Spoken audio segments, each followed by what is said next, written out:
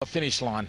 That's Sharon Laws on the front now. Sharon Laws, she's lived in South Africa. She's had an Australian passport. She's medalled at Australian championships, but here she's gone back to her homeland. She's competing for England, and she's doing a fine job because they're setting it up now for the English team to try and take gold. The pace steadily increasing, just ever so steadily increasing. Rather than accelerating, just picking it up and going hard, and that's the Pooley, use of Pooley. in fact. It's him and Pooley. They look very similar, Sharon Laws and Pooley. They're both slightly built girls. So it's Pooley now who is setting the tempo. As I said, she won the time trial at the World Championships. Semplonius from Canada also keeping in position. Alexis Rhodes there. There's Cook in the green, red and white, the colour of Wales. And the New Zealand rider there also trying to move into position. No one really, no country singly taking control though. No, they're not organised as countries, as just twos and sometimes threes together. It's becoming an individual race of positioning here now. And who will take the lead next?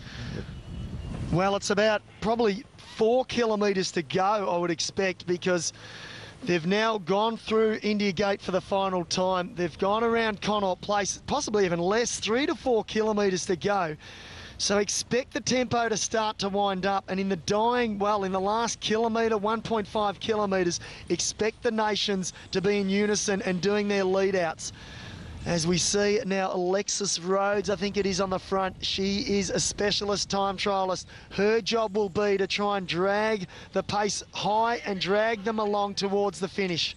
And now there's 3 New Zealanders starting to get closer to the action. So Rhodes still takes it for Australia. 2 hours and 47 minutes gone. Only 3 or 4 kilometres left, if that. Probably less. Yes, I would say less. A New Zealand rider there, moving up. Is she going on the attack? No, she just looks like she's coming on through the left-hand corner. This is the most technical part, and she has gone on the attack. So this is coming through Connaught Place now, and hitting the front from New Zealand, just trying to check it. There was a Cheatley. It might have been Cheatley. They're coming down to the last couple of kilometres. Oh, look at that. On the other side of the barriers, almost a crash there as they went through. That was a crash that we saw happen a couple of laps previously. As they come through for the final time, Connaught Place, well, they'll turn out of here. They'll do a left-hand turn into Sansad Mar, and that will be the finishing straight. And then they'll make their long way down towards the finishing line. But this rider here, the New Zealander, we think it is Cheatley. She's making a last-ditch attempt now to go clear, and she's going hard, and it's the Australians again that are trying to shut it down, and it's Rhodes who is pushing hard, but she's causing some stress back in the peloton. You can see the gaps starting to open. Nicole Cook started to move up, but had to hold back, tucked in behind the 2 Australians. They've taken over from the New Zealand momentarily. The Australians are now helping. For the first time, they're countering the New Zealanders. So Alexis Rhodes now, he's starting to line it up. Where is Rochelle Gilmore? We haven't seen her. Nicole Cook is in third wheel. Cook is in the box seat.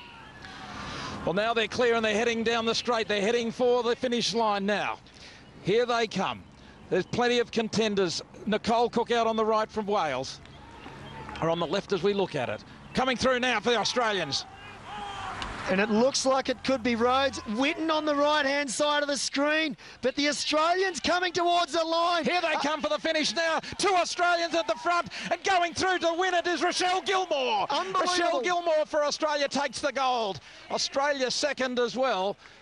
Gold and silver. Rochelle Gilmore has been sitting in the pack all day. She's come through as planned for the Australians. It was Chloe Hoskins, in fact, who did the final lead out. Rochelle Gilmore, the girl in the centre of the screen, we didn't see her for the whole road race, as I said, until the last 100 metres. She stepped off the wheel. Let's have a look at the replay. As they came around, it was Chloe Hoskins here. That's the girl on the front.